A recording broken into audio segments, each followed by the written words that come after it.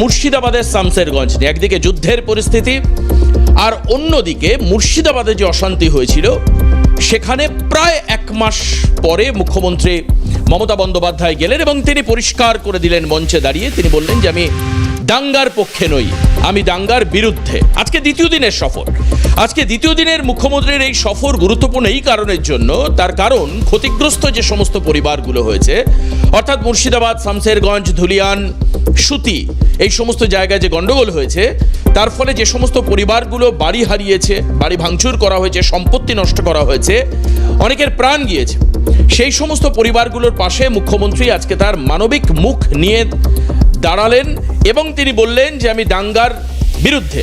কেন আমি মানবিক মুখ বলছি? তার কারণ আজকে যেটা বক্তব্যে মুখ্যমন্ত্রীর আমরা দেখতে পেলাম, উনি খুব পরিষ্কারভাবে বলছেন যে আমি মানুষের পায়ের নিচে থাকতে চাই, পায়ের নিচে থেকে আমি মানুষের কাজ করতে চাই, মানুষের জন্য আমি করতে চাই, মানুষের পাশে থাকতে চাই, এতে কোনো লজ্জা নেই। তো সেখানে কি আমরা কি দেখতে পেলাম? আমরা দেখতে পেলাম যে বিডিও অফিস থেকে শামশেরগঞ্জের, সেখান থেকে 1,20,000 টাকার চেক, সেই চেক মুখ্যমন্ত্রী তুলে দিলেন 286টি পরিবারকে। এই 286 পরিবার কারা? যারা মুর্শিদাবাদ, ধুলিয়ান, সুতি, শামশেরগঞ্জের গন্ডগোলের ফলে যারা ক্ষতিগ্রস্ত হয়েছেন, কোনো না কোনোভাবে ক্ষতিগ্রস্ত হয়েছেন, আর যাদের মৃত্যু হয়েছে তাদের জন্য কিন্তু 10 লক্ষ টাকার চেক মুখ্যমন্ত্রী দিলেন। এবার সেখানে দাঁড়িয়ে অনেক রকম প্রশ্ন উঠবে এরপরে। তার কারণ আমি কেন বলছি, তার কারণ হচ্ছে কয়েকদিন আগে রাজ্যপাল রিপোর্ট দিয়েছেন কেন্দ্রীয় স্বরাষ্ট্র দপ্তরের কাছে যে যদি পরবর্তীকালে অশান্তির পরিস্থিতি তৈরি হয় সেক্ষেত্রে সাংবিধানিক অন্য কোনো পদ্ধতি বা পন্থার কথা ভাবার কথা তিনি বলেছেন। মুখ্যমন্ত্রী তাকে কোনো রকম গুরুত্ব দিলেন না।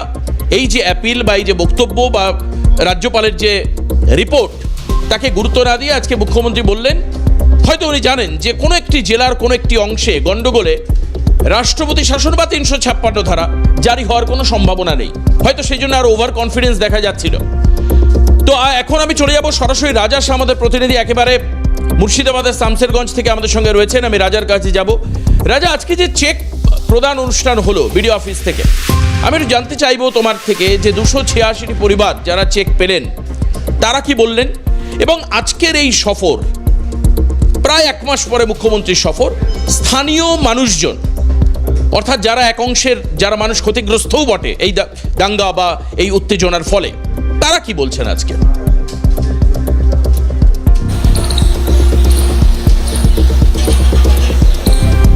দেখো, মুখ্য বিষয় একটা, সেটা হলো মুখ্যমন্ত্রী মমতা বন্দ্যোপাধ্যায় তিনি মুর্শিদাবাদ এসেছেন শান্তির প্রতিষ্ঠা করতে, শান্তির বার্তা দিতে। এই শান্তি প্রতিষ্ঠার উদ্দেশ্যে তিনি আজকে প্রথমেই বহরমপুর থেকে সরাসরি পৌঁছে যান শামশেরগঞ্জে। শামশেরগঞ্জ হেলিপ্যাড গ্রাউন্ডে নেমে তিনি কিন্তু হাঁটলেন। দেবাশিস, তোমায় মনে রাখতে হবে, মুখ্যমন্ত্রী মমতা বন্দ্যোপাধ্যায় তিনি বাংলাকে হাতের তালুর মতো চেনেন এবং যে কারণে তিনি আজকে পায়ে হেঁটে একেবারে কৃষক মান্ডি যেখানে হেলিপ্যাড করা হয়েছিল সেখান থেকে তিনি পৌঁছলেন একেবারে শামশেরগঞ্জ বিডিও অফিসে। গোটা রাস্তা এই বিডিও অফিস পর্যন্ত যাওয়ার রাস্তায় তিনি যখন হাঁটছেন, তার সঙ্গে রয়েছেন তার মুখ্য সচিব, রাজ্যের মুখ্য সচিব মনোজ পান্ত, রয়েছেন রাজ্য পুলিশের ডিজি রাজীব কুমার। গোটা রাস্তায় দুদিকে মানুষজন তারা মমতা বন্দ্যোপাধ্যায়ের নামে স্লোগান দিচ্ছিলেন, শঙ্খধ্বনি, উলুর ধ্বনি, এই ধ্বনি আমরা দেখতে পেয়েছি। তিনি পৌঁছলেন ঠিক 12টা নাগাদ এই শামশেরগঞ্জ বিডিও অফিসে। সেখানে খোলা মাঠের মধ্যে একটি প্যান্ডেল করা হয়েছিল, সেখানেই সভা শুরু করলেন মুখ্যমন্ত্রী মমতা বন্দ্যোপাধ্যায়। সভা বলতে কোনো রাজনৈতিক সভা নয়, সেখানে ক্ষতিগ্রস্ত পরিবারের সদস্যদের সঙ্গে সরাসরি কথা বলতে শুরু করলেন মুখ্যমন্ত্রী মমতা বন্দ্যোপাধ্যায়। অভাব অভিযোগ শুনলেন, শোনবার পরে প্রায় 286টি পরিবারকে 1,20,000 টাকার চেক দেওয়া হয়েছে এবং যাদের সেলাই মেশিন দরকার রয়েছে তাদের সেলাই মেশিন দেওয়া হচ্ছে এবং এই পরিষেবা প্রদান অনুষ্ঠানটা তিনি সেখানে শুরু করলেন। শুরু করে দিয়ে তিনি বেরিয়ে চলে গেলেন সুতিতে। যে সকল মানুষজন যারা আজকে চেক পেলেন হাতে, তারা কৃতজ্ঞ মুখ্যমন্ত্রী মমতা বন্দ্যোপাধ্যায়ের প্রতি। তারা বলছেন, মুখ্যমন্ত্রী বলেছেন যে শান্তি প্রতিষ্ঠা করতে, শান্তি ফিরিয়ে আনতে। বেদবোনা, জাফরাবাদ, দিঘরি, এই একাধিক গ্রামের মানুষজন যারা আজকে এসেছিলেন তারা প্রত্যেকে আজকে সরকারের চেক পেয়ে, সরকারি সাহায্য পেয়ে অনেকেই খুব আশ্বস্ত। ইতিমধ্যেই দেবাশিস, তোমায় মনে রাখতে হবে যে বেদবোনা গ্রাম যে গ্রামে পানীয় জলে বিষ মিশিয়ে দেওয়ার অভিযোগ ছিল, সেই গ্রামে পরিশ্রুত পানীয় জলের একটি মেশিন বসানো রয়েছে, একটি কল বসানো রয়েছে। এবং একই সঙ্গে তোমাকে বলি, যে যে বাড়ি ভাঙচুর করা হয়েছিল সেই বাড়িগুলি মেরামতির কাজ শুরু করেছে প্রশাসনের তরফ থেকে। একই সঙ্গে তোমায় জানাই যে দুটি বাড়িতে আমরা বেদবনায় গিয়ে দেখতে পেয়েছি, একটি বাড়ির দুটি টোটো নিয়ে পুড়িয়ে দেওয়া হয়েছিল। সেই বাড়ির যে টোটো যারা ছিল তাদেরকে কিন্তু প্রশাসনের তরফ থেকে টোটো দেওয়া হয়েছে। অর্থাৎ পুনরায় ছন্দে ফেরানোর মরিয়া প্রচেষ্টা সরকারের তরফ থেকে কিন্তু করা হয়েছে। একেবারে রাজা, তুমি যেটা বলছো এটা খুব গুরুত্বপূর্ণ, যে পুনরায় শান্তি ফেরানোর চেষ্টা। রাজা, তুমি সঙ্গে থাকো। কিন্তু এই যে দাঙ্গা হলে সব থেকে বেশি ক্ষতি হয় সাধারণ প্রান্তিক মানুষের, যারা খেটে খান সেই সমস্ত মানুষের, সমাজের নিচুতলার মানুষ, গরিব মানুষ, তারা প্রচুর এই মুর্শিদাবাদের এই ঘটনার ফলে আক্রান্ত হয়েছেন। তাহলে এবার প্রশ্ন আসছে যে দাঙ্গাকে বন্ধ করা যায় কিভাবে? মুখ্যমন্ত্রী তার বার্তা দিয়েছেন আজকে। কি বার্তা দিয়েছেন মুখ্যমন্ত্রী দাঙ্গা নিয়ে? কারণ দাঙ্গা কোনো পার্টিকুলার কোনো পেরিফেরির মধ্যে যায় না। মুখ্যমন্ত্রী পরিষ্কার বলছেন যে আমরা শান্তি চাই। তুমি কিছুক্ষণ আগে রাজা বলছিলে যে শান্তির বার্তা দেওয়ার জন্যই মুখ্যমন্ত্রী এসছেন মুর্শিদাবাদ শামসেরগঞ্জ, যেখানে তিনি বিডিও অফিসে গেছেন এবং চেক দিয়েছেন। কি বলেছেন মুখ্যমন্ত্রী? শান্তির বার্তা, গন্ডগোলের বিরুদ্ধে, অশান্তির বিরুদ্ধে। শুনবো। আমি আপনাদের মাথার উপরে যখন আছি, নয় আপনাদের পায়ের নিচেও আছি। যদি আপনারা আমায় কথা দিতে পারেন কারো কথায় দাঙ্গা করবেন না, তাহলে দিদি আপনাদের সাথে থাকবে। আর যদি দাঙ্গা করেন, সবাই থাকলেও দিদি কিন্তু থাকবে না। এটা আপনাদের কাছে আমি বলে গেলাম। এটা আমার জীবনের স্বপ্ন। আমি আলো দেখতে চাই, আমি অন্ধ। রাজা, তোমার কাছে যাব আমি। আজকে চেক প্রদান অনুষ্ঠান, শান্তি ফেরানোর জন্য মুখ্যমন্ত্রীর উদ্যোগ, এই সব কিছুকে মাথায় রেখে আমি বলছি যে দাঙ্গার আতুর ঘরটা কোথায় সেটাকে খুঁজে বার করতে হবে। আর সেখানে দাঁড়িয়ে রাজা, একাধিক রাজ্য পুলিশের যে সিট তৈরি হয়েছে রাজা, তারা কিন্তু প্রায় 350 মতো মানুষকে তারা গ্রেপ্তারও করেছেন। এই দাঙ্গা উপদ্রুত এলাকায় যারা অশান্তি ছড়ানোর চেষ্টা করেছিলেন, রাজ্য পুলিশের স্পেশাল টাস্ক ফোর্স। কিন্তু এই যে ঘটনা ঘটেছিল এটা বাস্তব, সেই ছবিও আমরা দেখেছি, তুমিও দেখেছো, একেবারে চর্মচক্ষে মানুষ দেখতে পাচ্ছেন। কিন্তু এই যে যারা গন্ডগোল ঘটালো তারা কারা, সেই পরিচয় নিয়ে কিন্তু এখনো বিভিন্ন মহলের বিভিন্ন মত। কেউ বলছেন বহিরাগত, মমতা বন্দ্যোপাধ্যায় বলেছেন বিএসএফ গুলি না চালালে এই ধরনের ঘটনা ঘটতো না। কিন্তু বেসিক্যালি তদন্ত করে একেবারে শেষে এসে তাদের বিরুদ্ধে কনক্লুসিভ অ্যাকশন নেওয়া, এটা প্রশাসনের কাজ। সেই উদ্যোগের ক্ষেত্রে মমতা বন্দ্যোপাধ্যায় কি কিছু আজ বলেছেন?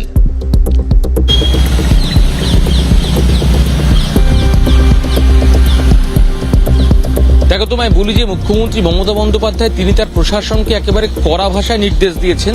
তিনি স্পষ্ট করে বলেছেন যে দাঙ্গা করা যাবে না, দাঙ্গাকে রুখতে হবে।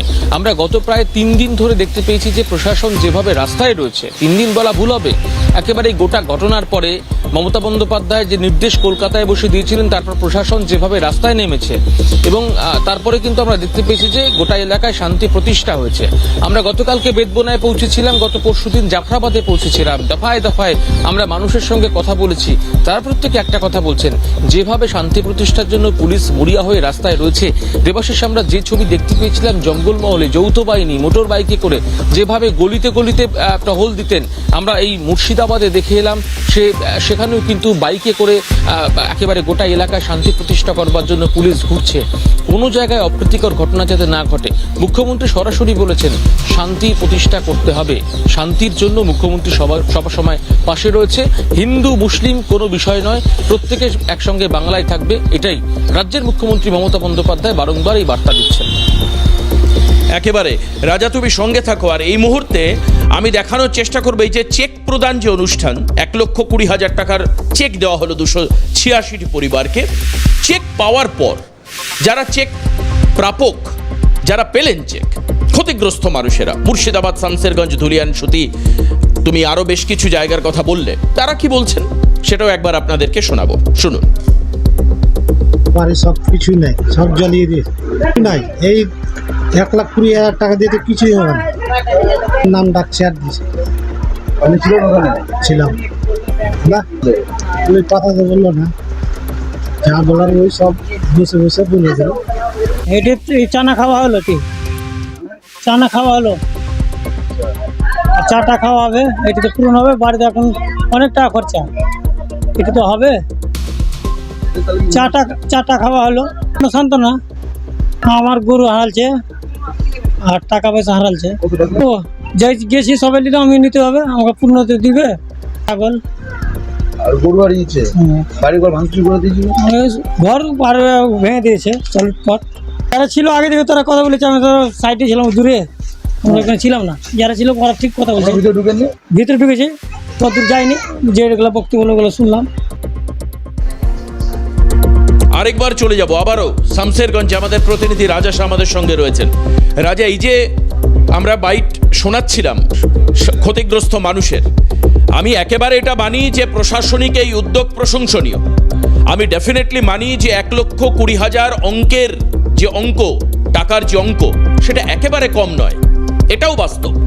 কিন্তু রাজা, এটাও কি বাস্তব যে 1,20,000 টাকা পর্যাপ্ত নয়? যে পরিমাণ ক্ষতি হয়েছে মুর্শিদাবাদ শামশেরগঞ্জের মানুষের, তারা কিন্তু সে কথাই বলছেন যে 1,20,000 টাকা দিয়ে কি করব। তুমি বললে আরো বেশ কিছু উদ্যোগ, টোটো কিনে দেওয়ার উদ্যোগ তুমি বললে, যেখানে বিষ মেশানো হয়েছিল সেই জলের, পানীয় জলের যে প্রকল্প, তাকে আবার নতুন করে ঢেলে সাজানো বা নতুন প্রকল্প তৈরি, সবই বললে। কিন্তু এই যে 1,20,000-এর এই অঙ্কটা, এটা নিয়ে অনেকে খুশি নন। তারা আর কিছু বলেছেন আমাদের ক্যামেরার সামনে, বা তুমি আর কিছু জানতে পেরেছো এই বিষয়ে?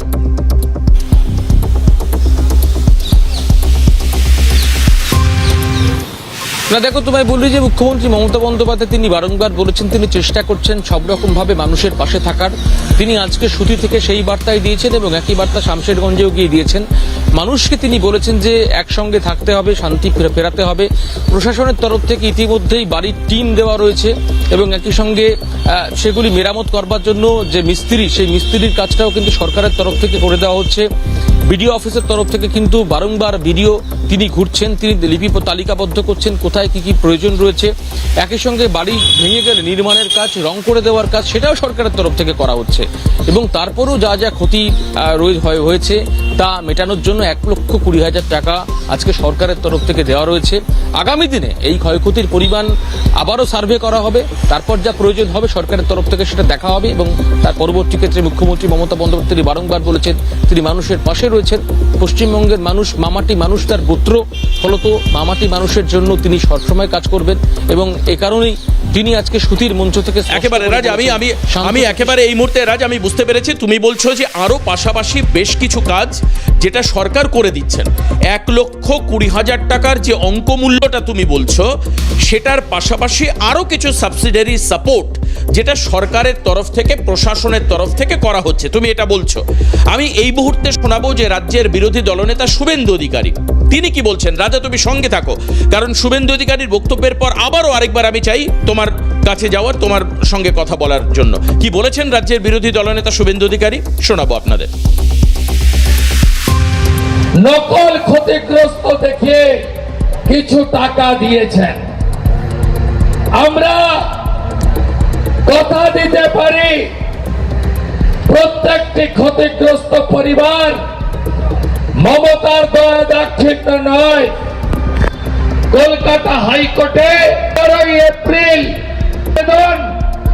বিরোধী দলনেতা করেছিল, তাতে ক্ষতিপূরণ নির্ণয়ের জন্য জাতীয় মানবাধিকার কমিশন, রাজ্য মানবাধিকার কমিশন, লিগাল সার্ভিসেস অথরিটি, যে 3 জনের কমিটি হয়েছে, সেই কমিটি প্রত্যেকটা ক্ষতিপূরণ আমরা আপনাদের আদায় করে দেব।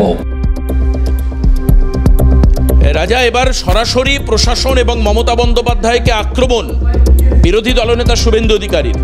শুভেন্দু অধিকারী পরিষ্কার যে অভিযোগটা করছেন যে যারা চেক পেয়েছেন তার মধ্যে অনেকেই নকল দেখিয়ে তাদেরকে চেক দেওয়া হয়েছে, মানে তারা আসলে ক্ষতিগ্রস্ত নন। মুর্শিদাবাদ, সুতি, ধুলিয়ান, শামশেরগঞ্জের তারা প্রকৃত ভিকটিম নন, তারা ক্ষতিগ্রস্ত নন। এই বিষয়ে মানে এই যে ক্ষতিগ্রস্ত 286 জনকে বাছা হলো, স্ক্রুটিনি করা হলো, সেই প্রক্রিয়া নিয়ে প্রশ্ন তুলেছেন শুভেন্দু অধিকারী। রাজা,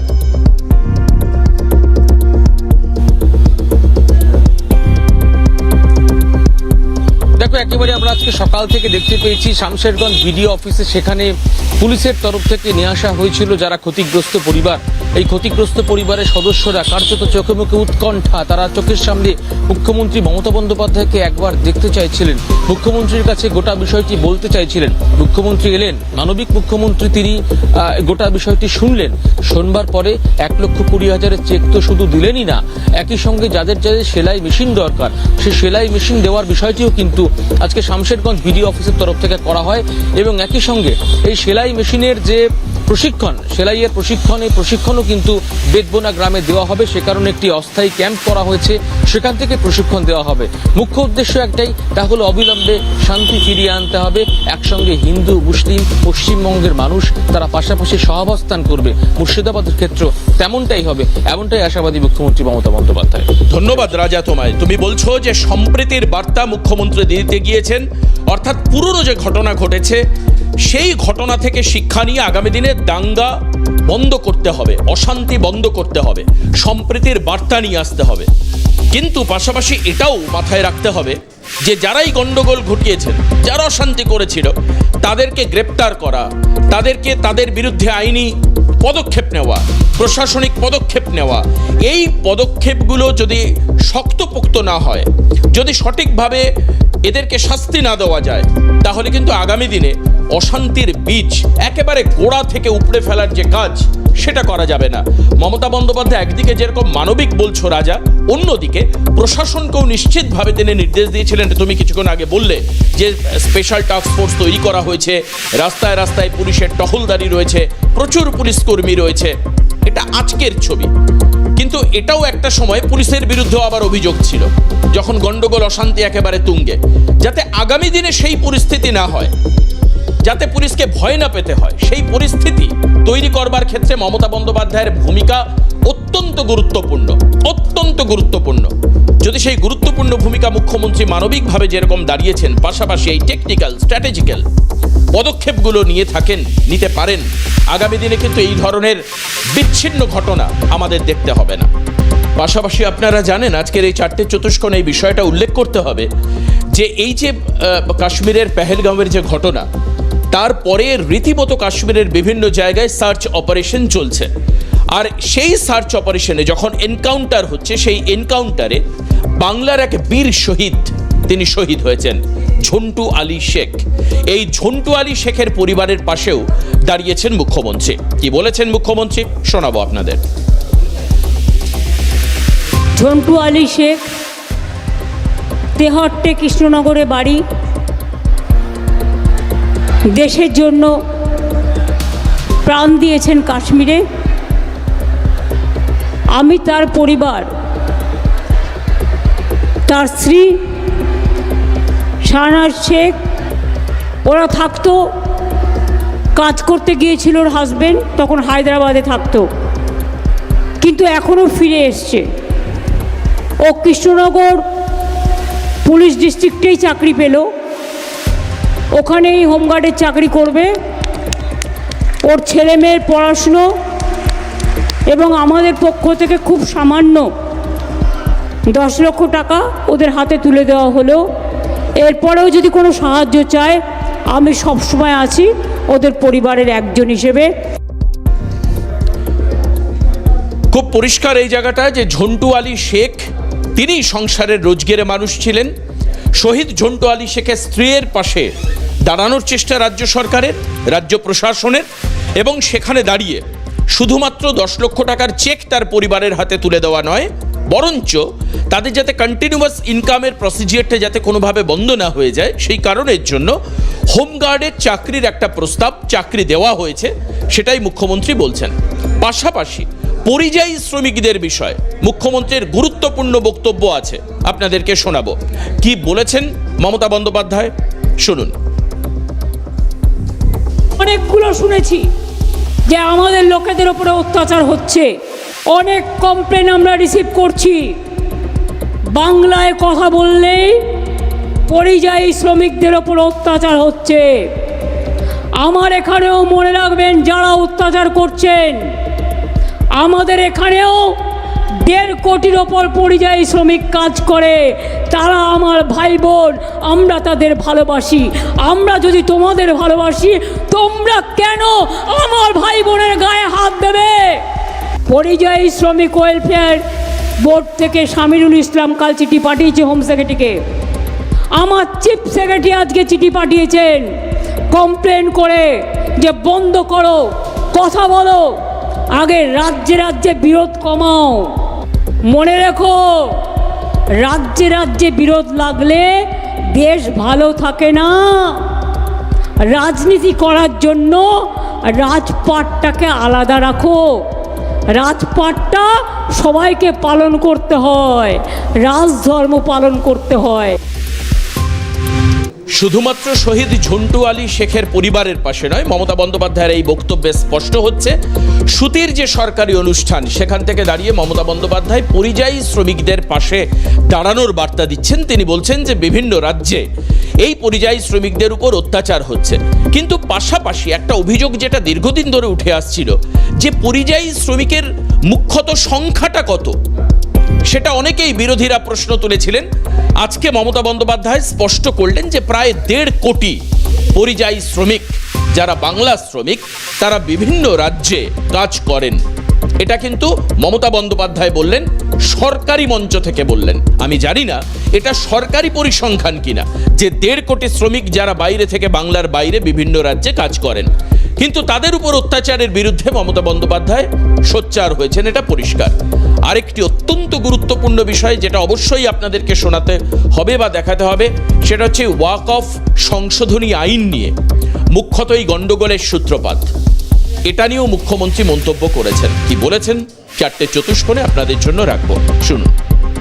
কেন্দ্র যদি কোনো আইন করে সেটা আমাদের হাতে থাকে না।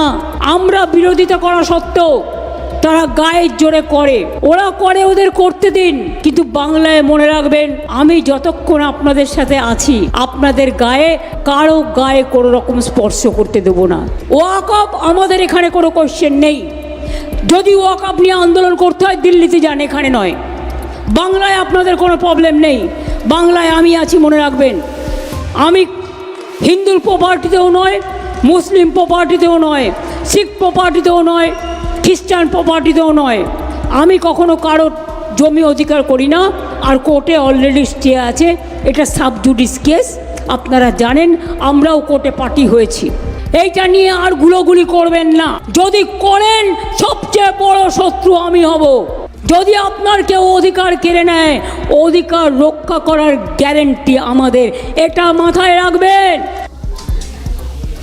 অন্ততপক্ষে ওই অঞ্চলের মানুষ যারা ওয়াকফ নিয়ে আন্দোলন করছিলেন, ওয়াকফ সংশোধনী আইন নিয়ে, তারা মুখ্যমন্ত্রীর কথায় আশ্বস্ত কতটা হয়েছেন আমি জানি না, কিন্তু মুখ্যমন্ত্রী অবশ্যই তার স্ট্যান্ড পয়েন্ট পরিষ্কার করছেন যে এই সংশোধনী আইন রাজ্যের ক্ষেত্রে এফেক্টিভ হবে না, মুখ্যমন্ত্রী এটা বলছেন। কিন্তু প্রশ্ন আসছে এখানে যে কেন্দ্রীয় আইন রাজ্যে কার্যকরী হবে না। মুখ্যমন্ত্রীর বক্তব্যের পর যারা ওয়াকফ সংশোধনী আইন নিয়ে অশান্তি করছিলেন, তারা আর কখনো এই ধরনের অশান্তি সৃষ্টির পরিকল্পনা করবেন না তো? এটাই হচ্ছে সব থেকে বড় প্রশ্ন থাকলো এই অনুষ্ঠানে। আজকে এই পর্যন্তই। 4টে চতুষ্কোণ এখানে শেষ করব। পরবর্তী খবরের জন্য নজর রাখুন ক্যালকাটা নিউজে। নমস্কার।